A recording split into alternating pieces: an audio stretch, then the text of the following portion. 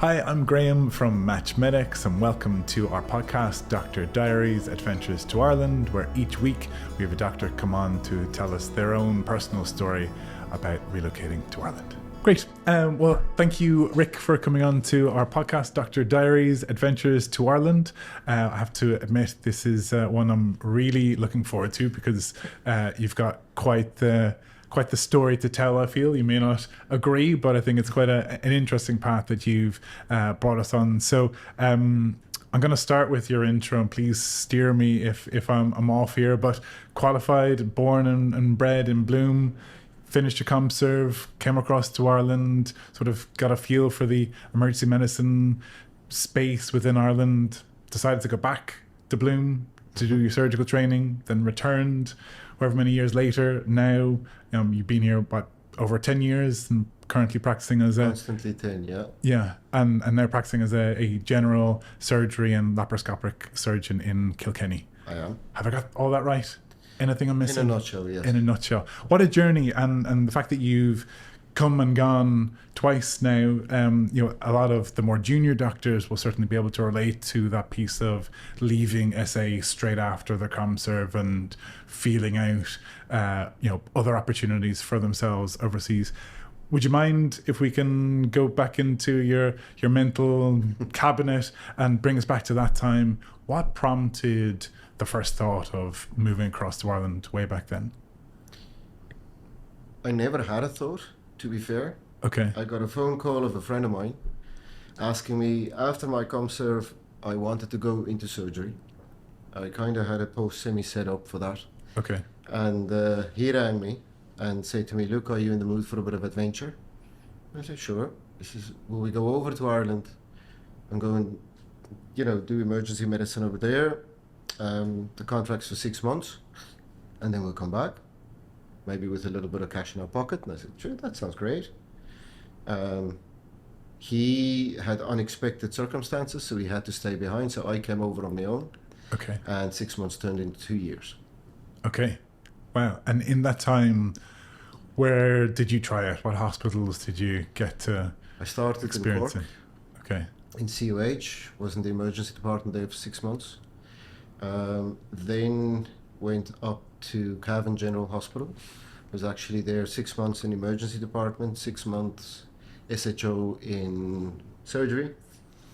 Then went over to Mullingar and became a registrar in emergency medicine. And I was there for 6 months. And then went back to South Africa for my training. Okay.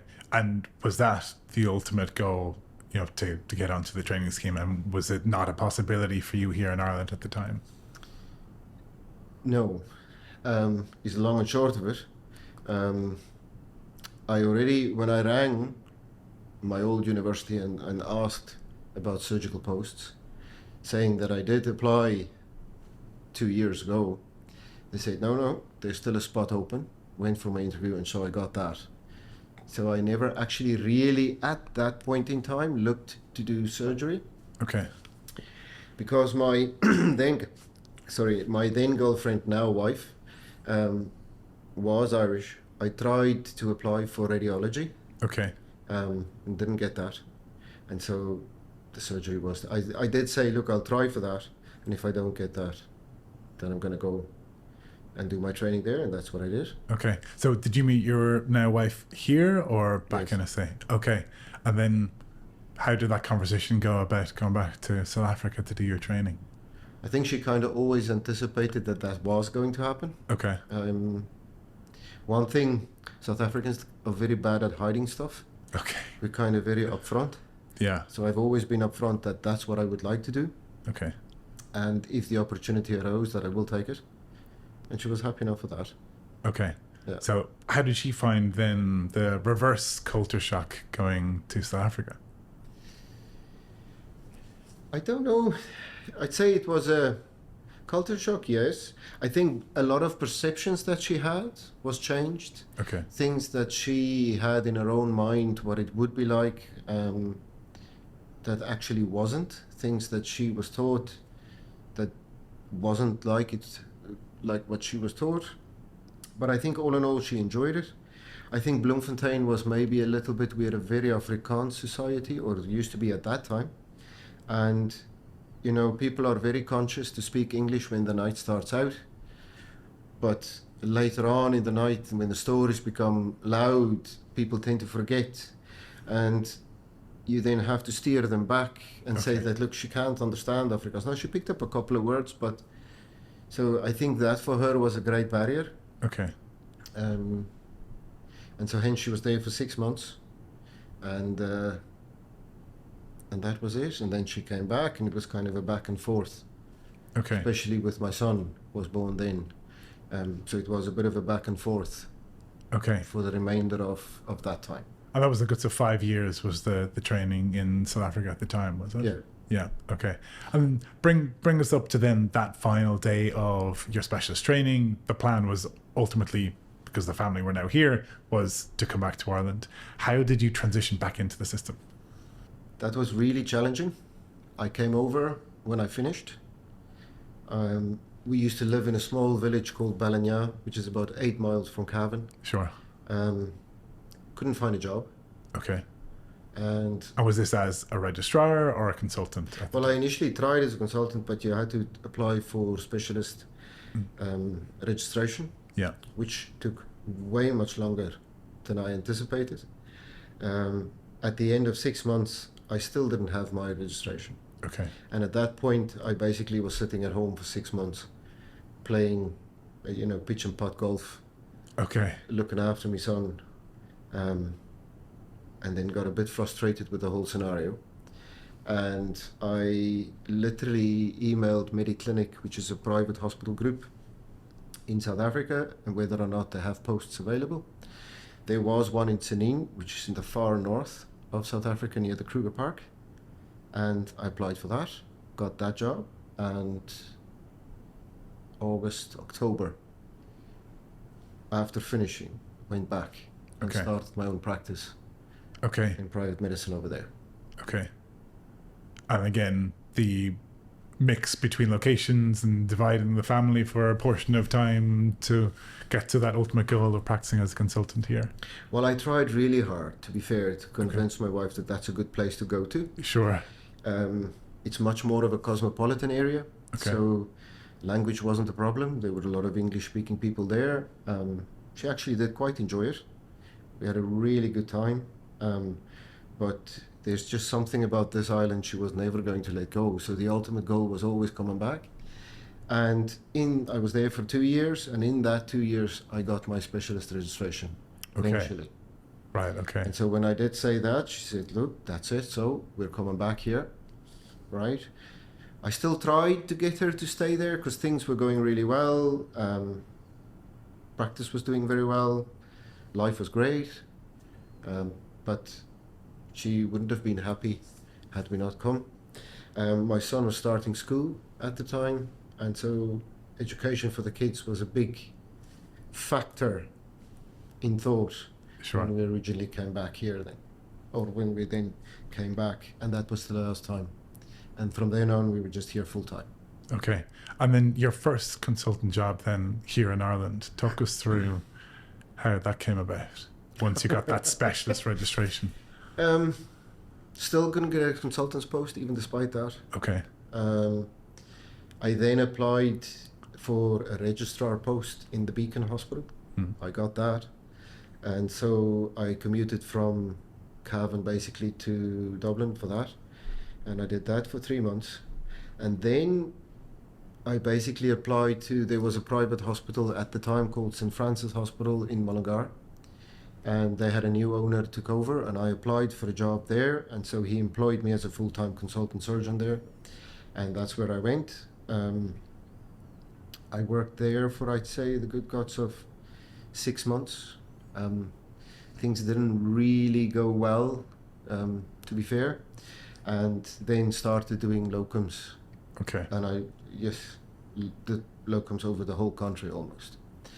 And I got a locum in Kilkenny, and for one of the consultants that was on holiday, went down, did the first locum. While I was there, one of the other consultants asked me, would I be able to do his locum, because he's going on holiday next. So I went into, stayed on, did his locum. And then the third guy that was there said, "Oh, now it's my turn. Would you mind staying?" Okay. I stayed for that. And the first guy whose locum I did initially, something between himself and the hospital happened, and he resigned. Okay. And the lead consultant basically looked at me and said, "Look, would you like a job?" And I said, "Sure." I said, "Okay." And that's how I started in Luke's.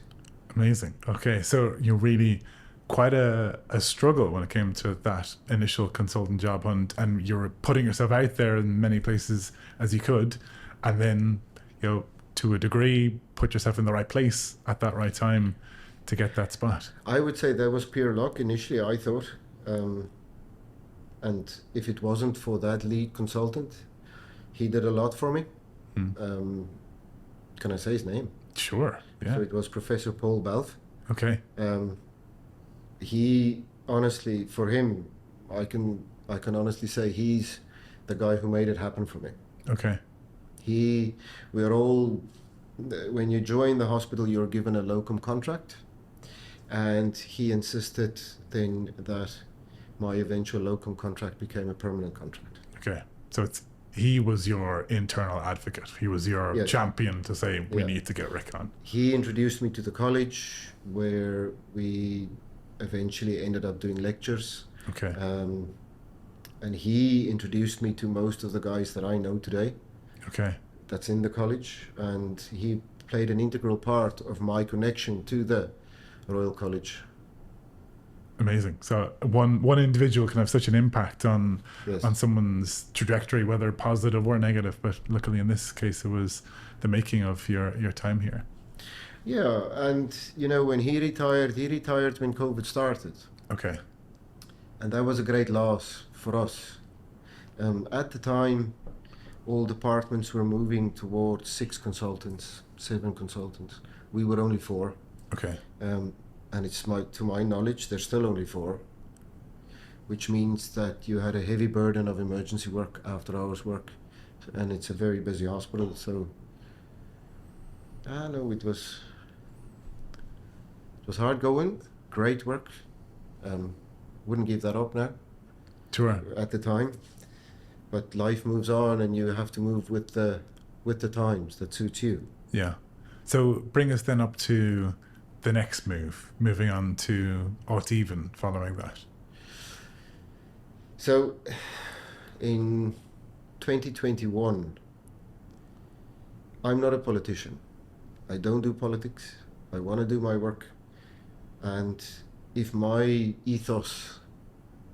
feel that my ethos and what's happening is not the same, I would rather look at a new challenge. Okay. And luckily for me, again, at the time, the 2 full-time consultants that was in Even had retired. So a spot opened up, and I kind of figured, well, if I don't do it now, this chance might not come around again. Sure. And so I resigned from Luke's, a permanent post, which a lot of people still think I was crazy to do, and joined Even, and I've been there now for 4 years.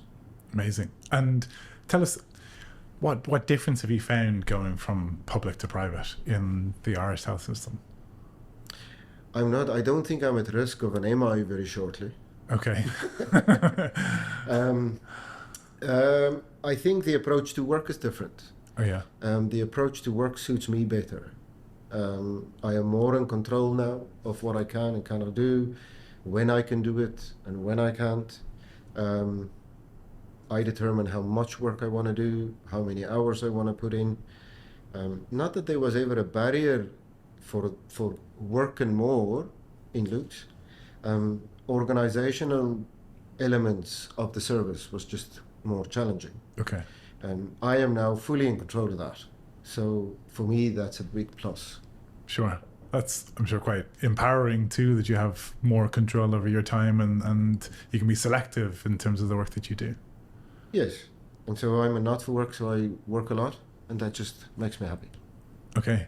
Amazing. And I guess for anyone listening, let's say someone who perhaps has just finished their specialist training in South Africa in surgery, has their FCSA, and are contemplating the move. I appreciate both territories, both health systems have changed quite a bit since you've made that move yourself.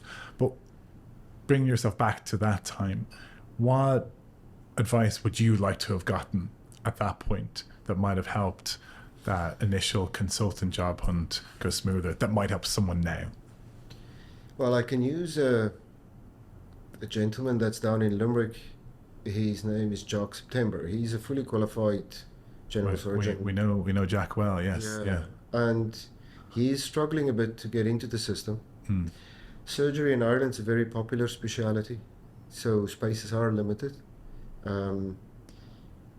If you would like to specialize in surgery in Ireland, your best approach would be to do undergraduate studies here and go on to specialization here.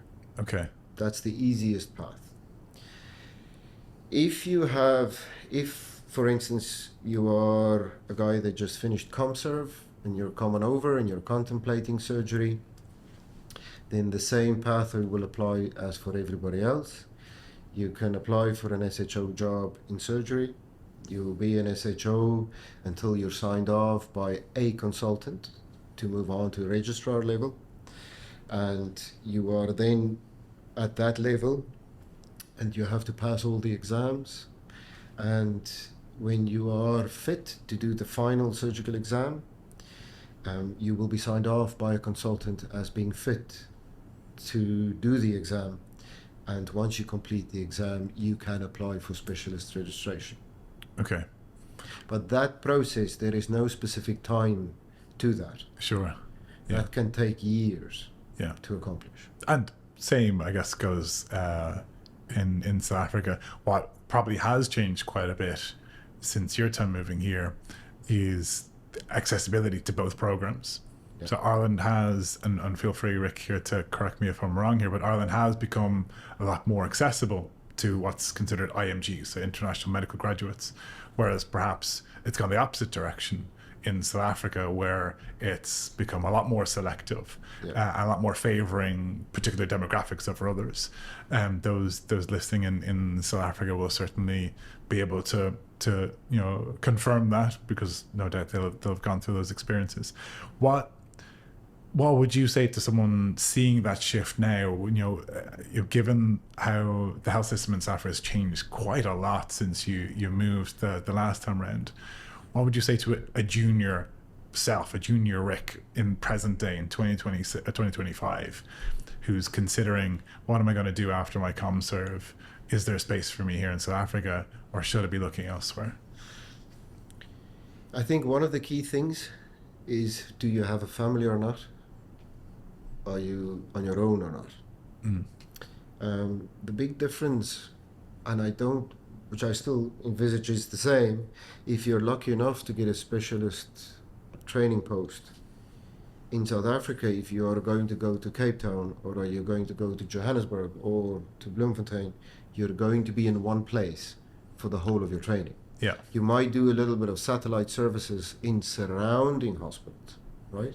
But over here, it's completely different. Sure. You're kind of maximum 1 year in one spot, so you have to be willing to move, right? So that's one thing.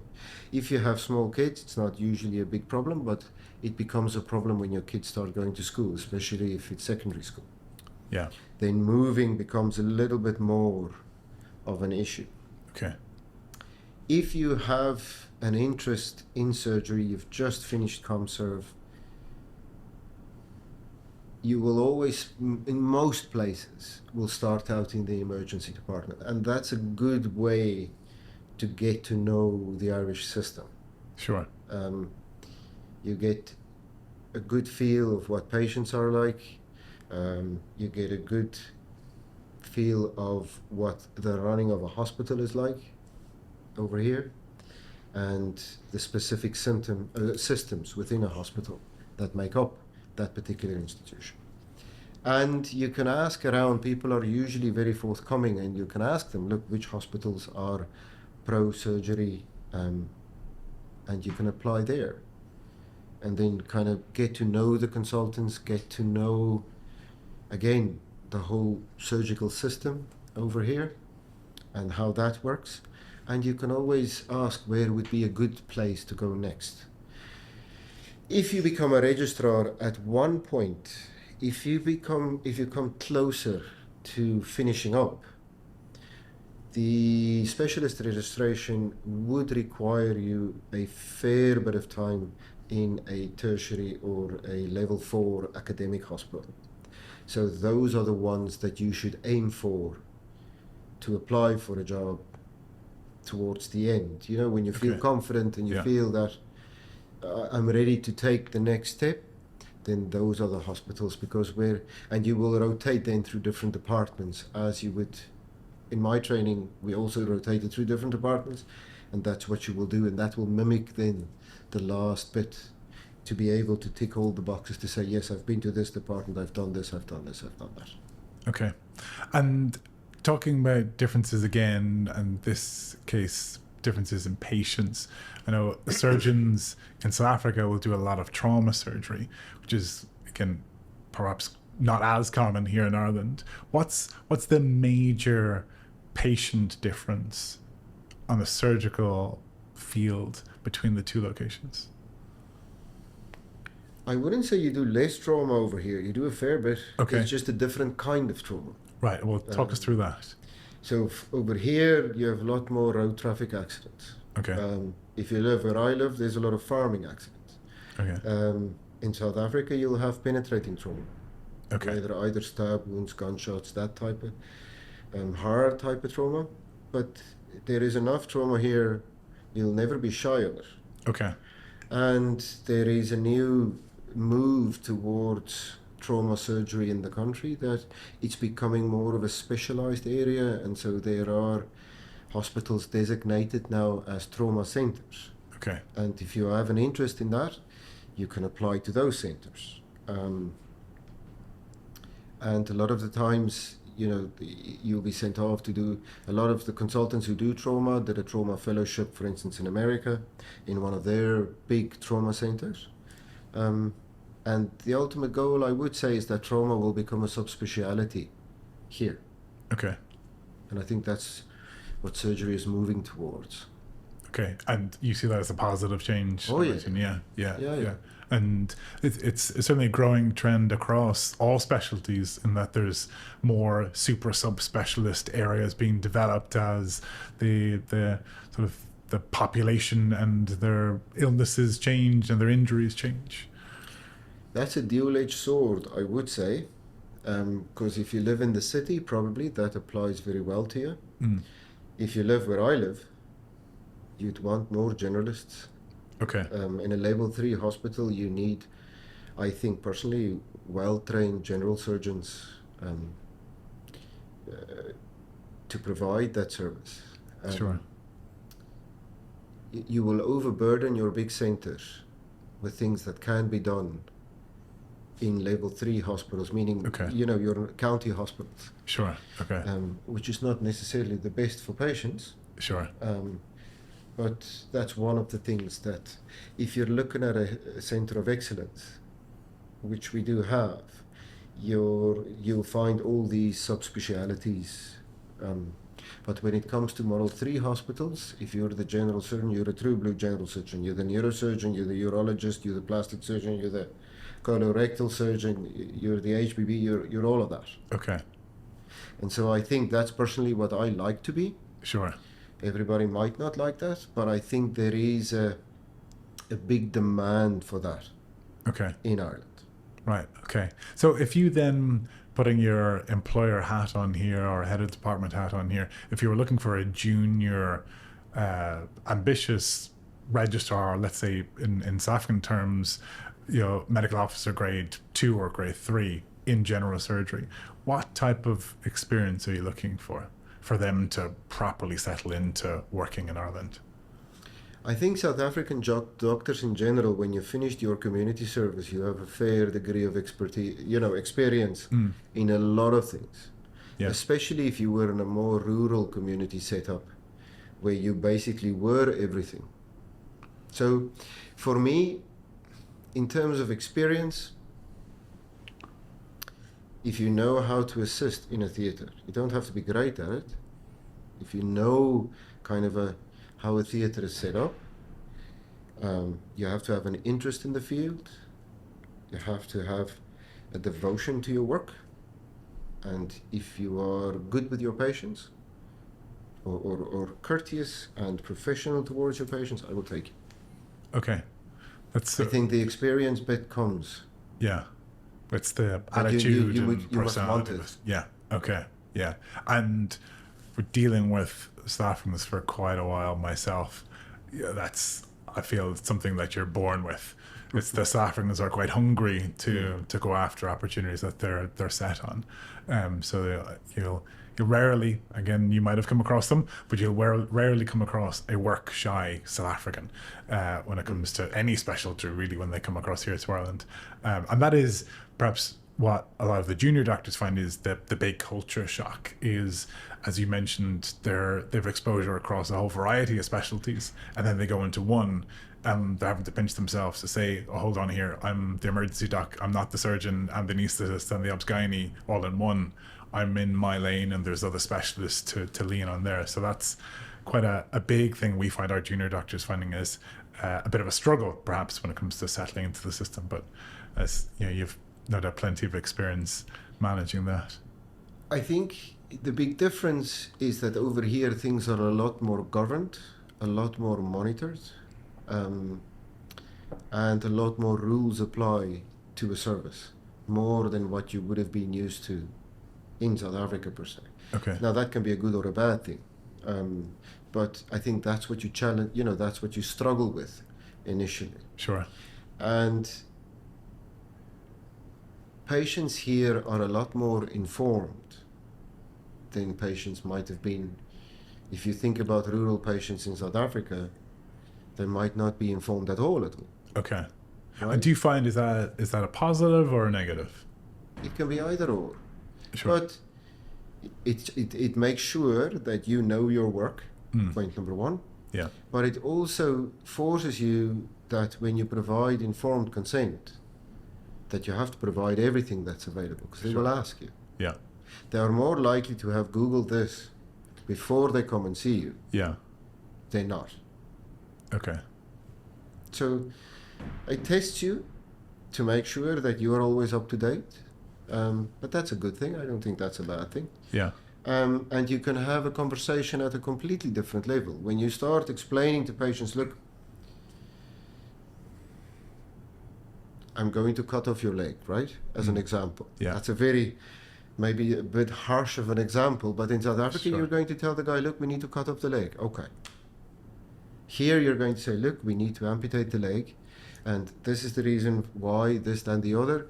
When we've done that, your recovery period is going to be X. You are going to see a physiotherapist, then you're going to see an orthotist, and then you might get, you're more likely to get a prosthetic limb, and there's a pathway for that, whereas that wouldn't happen in another place. So you kind of, here you can, you must look after the whole process, kind of almost from the first consultation with the patient. They would like to know what's going to happen, what will I do after, how long will I be off work, what are the particular things that I can experience afterwards, and if that happens, what are my options? So it's just a different way of, the system here is very much like a private health system in South Africa. It's very solid. But that's public and private. Sure. Not just private.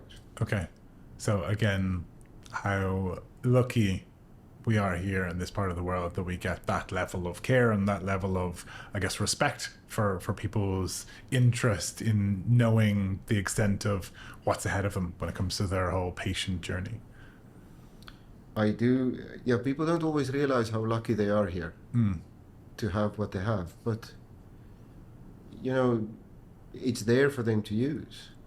Yeah. And don't shy away from that. Yeah. Great. Look, we might delve into life then outside of work here in Ireland and how you've found it and raising two kids in the Irish system too. Firstly, can I ask, what 3 words would you describe or use to describe your time here in Ireland? Caring would be one. I think you're in a country where life still means something, whether you know the person or not. Especially in a more rural setup, I think people are really well looked after. Whether they know you or not, your neighbours will look after you. You won't struggle. Yeah. Right? So that's one. Unpredictable, definitely, and not just the weather, life in general. Okay. Is there a particular memory that comes to your mind, a particular occasion where you thought that was quite surprising? Well, my own job, meeting the Paul, that was very unpredictable. Yeah. And that made a big difference in my career, in my life, and everything. So, sure. Hence the unpredictability. Yeah. Sure, the weather is very unpredictable. I drove from Kilkenny, the sun shining. On the way here, it lashed down on the car that you cannot almost see in front of you. Yeah. And then you drive into Dublin, it's nice and dry. Yeah. So, unpredictable, yeah. And I think constant is probably not the right word, but slow to change. I don't know what word you would use to encompass that, but change is not it's extremely slow. Sure. People are very happy with the status quo. They don't like that to be disturbed. Yeah. And that can go for both work and life, definitely, yeah. And I think plenty of people listening to this will be able to confirm that is the case in Ireland. And we all know all too well, sometimes it's the person who shouts the loudest that gets things moving in the right direction. And you'll know better than most. Sometimes perhaps you don't shout loud enough in order to get the political wheels moving as best as possible for you to get what you need to get done. True. Yeah. But there are other ways around that. Sure. Yeah. I think sometimes, as I might have mentioned to you before, we are very direct. South Africans don't beat around the bush. And we might come across as quite arrogant, but we are only saying to deal with something. Sure. And here you need to approach things maybe a little bit more cautious. Don't just run through the bush. Okay. Kind of take a gentle stroll around it. Okay. You will get to the other side. Just pick a better approach. Yeah. If people get to know you and you're like that and they accept that, then that's fine. But that can be quite a learning experience. Sure. For most people, I think, coming from South Africa. For me, it was anyway. Yeah.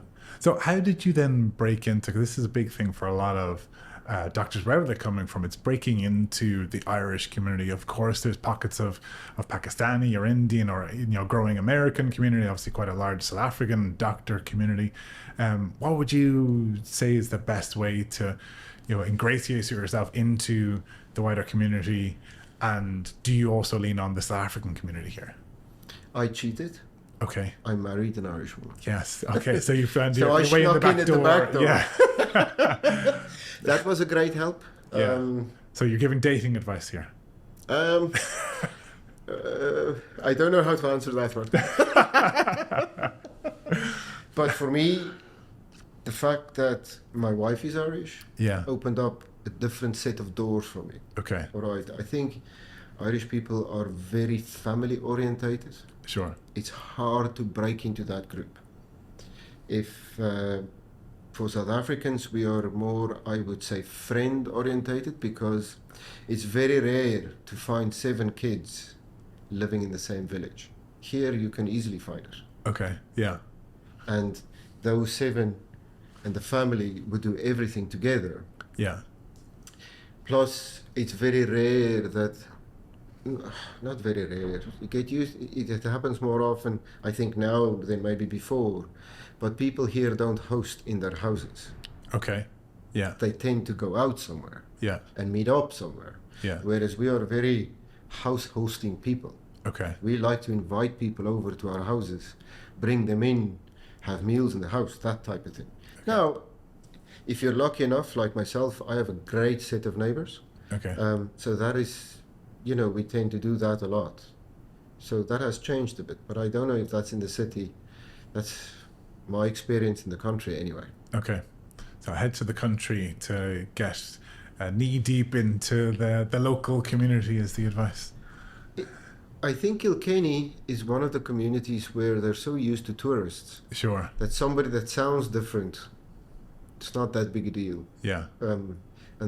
Whereas I think if you go to other parts of the country, people might be a little bit more cautious Okay. in terms of people coming from outside. Yeah. And that's pretty much, I think, still the same today. When I arrived here first, there were not many South Africans. I can promise you I was probably pretty much the only Pretorius in the island. Okay. I couldn't hide anywhere. Wow. But Okay. that turned out that like now everybody would know. But Yeah. now there's much more South Africans that's here. Yeah. At I the think minute, and there's the much more latest access. number we're I think we're approaching close to 20,000 South Africans across the country. And that's a wider, not just medical community, but it's a wider South African community here. So it's a strong representation of the South Africans. A very good friend of mine, Hugo, is another South African surgeon, Okay. and he's working in Cavan. And we were on the same island for a very long time. And I'd say for the last 3-4 years, I've gotten really very close. So where you would go on conferences on your own before, now should the two of us now do most things together. And I'm here now, actually in Kilkenny, I'm 13 years now, right? Or in Ireland since I came back. And for the first time, I got an invitation now to a South African gathering. Okay. And that's literally the first time. Wow. Okay. So that just shows how much the community has grown in that time. Yeah. And that you're not just the odd South African dotted across the country. I know. I might have been just in places where most might not go. Yeah. I'm not a city person. I don't want to live in it. I don't want to work in it. Yeah. I'm very happy to be out in the country. Okay. So talking about travels around Ireland, then where would you recommend anyone to perhaps visit for a weekend trip? Definitely Spanish Point.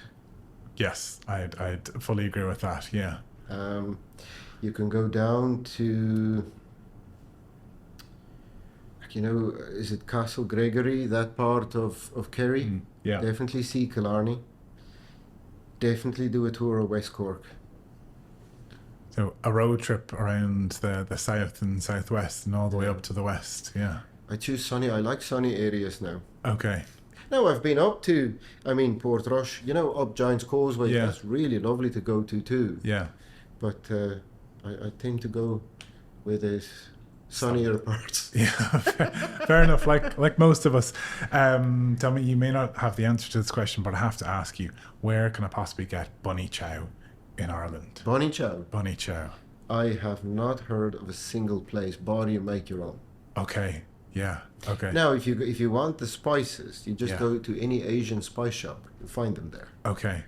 Like I said, because I know biltong is up and down the country, and I know Uncle Box is probably the main provider of spreading the biltong joy across the country, but no one's yet specialised in bunny chow. My local butcher makes it.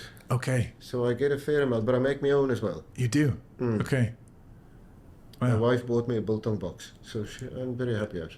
Okay. The problem is getting spices, but that I have a brother in South Africa that can send me that. So you're set. You have your fix of biltong whenever you need it. Yeah, amazing. Look, we're going to delve into a bit more of a quick fire round before we wrap up today, Rick. And that is starting off, if your move here was a movie title, what would it be? Gorillas in the Mist. Okay. You don't know what to expect, but you can be pleasantly surprised, but there is heartache involved in it as well. Yeah. And that's quite a strong message for a lot of people to hear, wherever they happen to be coming from. You know, if the motivation is strong enough, great, but it is going to be a challenge. I don't think anyone that we've dealt with certainly has had an easy ride to make the move across, but hasn't put them off it. So I think that certainly summarizes that I quite think the well. fact that you now have a much bigger South African community will make it easier. Sure. You can see that, and where I see that work very well is in the Pakistani community. They have a really strong community sense. And so hence I think that makes it easier for people to come over. It's not that hard to find South Africans anymore. Yeah, you'll hear them. But don't miss out. There's a lot to explore in this place. You know, don't be bound by that. Sure. I'd asked you ahead of time if you had a picture that sort of came to your mind that summarized or sort of captured your initial adventure here. We'll show our viewers in time, but perhaps you can explain the story behind that picture for me. So that picture is a picture that my daughter took as a project for school. Okay. So that's a forest behind the house. Okay. We literally live out in the middle of nowhere. Yeah. I can tell from that. Yeah. So she had a project in school, like they had to take a picture and describe a story. And for her, that was light at the end of the tunnel. And for me, that kind of sums up my whole journey through Ireland. There has always been light. Sometimes you feel it's farther away, sometimes it's closer. The darkness at the side can sometimes influence your vision, that you're so tunnel visioned and focused that you can only see the light. You miss all the beauty and niceness around you. But there is always light at the end of the tunnel, not to lose hope. And that's been my story. Never give up. There's always something around the corner. New challenge, new adventure, new surprises. And you just have to be willing to take it. Amazing. Sometimes our kids come back with some of the most profound things, right? and make a show of us adults. We'll finish on one. I feel like we've asked other guests this previously. I feel like you have an unfair advantage because you've been here for quite a while, but we're going to try it anyway. And that's, people often ask, do people still speak Irish here? Is it spoken on a daily basis? And you can confirm that's certainly not the case. Yep. But there's certainly plenty of Irish in our day-to-day lives, whether it be place names or phrases, whatever it might be. So I'm going to throw a few things your way, and you tell me how you best pronounce it. So do you want me to tell you how I pronounced that when I started, or how do I pronounce it now, because it's completely different? Well, let's try from the beginning. So that's a person's name. Yeah, so that's Tig. Yes. Right? But when I started here, that was one of the ones I struggled with, because in the emergency department, you get a name card and you walk to the reception area. Yeah. And you call out the name. And when I walked back with 10 forms that nobody has answered, one of the nurses came to me and said, "That's impossible, that you can't think." And it was all Irish names. Okay. And it's merely the fact that I did not pronounce them right, because when she took the first card and went out and correctly pronounced it, the person said, "Yeah, here I am." And that was obviously the problem. Yeah. So I would have called Taj. Okay, and you wouldn't be mistaken. So, and you certainly wouldn't be the first one. So here's a place name. I've no doubt you probably have visited. So let's try that one again. How do you pronounce it now? And when you came across it first, what did you think? Well, it's Cove. Yeah. But I've always been told it was Cove. I never had to pronounce it any other way. Okay, so you got the right steering. Okay, great. Nice place to visit, though. Absolutely, yeah. And this last one is a phrase most people will be very familiar with, but I'd be keen to hear what you associate with that word. It can be used for a lot of things, but crack usually just means fun. Yeah. That's my understanding. Yeah. And enjoyment that you obtain from something. It could be an event, it could be an action, it could be a day. It can be used in a lot of different settings. Have you found yourself using it? It depends on the conversation. Yeah. But maybe not as much as I should. But okay. But I do use it from time to time. Yeah. Great. Amazing. Well, look, we'll close on what one piece of advice would you give to someone now contemplating the move across and listening to this particular episode, hearing a voice that sounds very familiar, an accent that sounds very familiar, and a story that seems very familiar. What would you say to them if they're on the fence about moving? It's a great place to live. It's a very safe place to live. It's a very caring place to live, in the sense of that you are well looked after. I think we have good support systems, not necessarily friend systems, but for needs that you might have, there is always something to help you. But I do think you have to be realistic that it is a challenge to break into. It can be like any other place. When you go there on holiday, it's great. When you actually go and live there, it's a completely different scenario. But if you're up for a good life, then this is a great place to be. Amazing. And you must expect challenges, but don't shy away from them. Okay. You just have to run at them. Yeah. Or run through the forest at the light at the end of the tunnel. Yeah. Amazing. Thanks so much for sharing your story. Thanks for coming on to the podcast. And like I say, if even one person finds this of value, this is very much time well spent. So thanks for taking the trip up to Dublin. No, thanks very much for inviting me.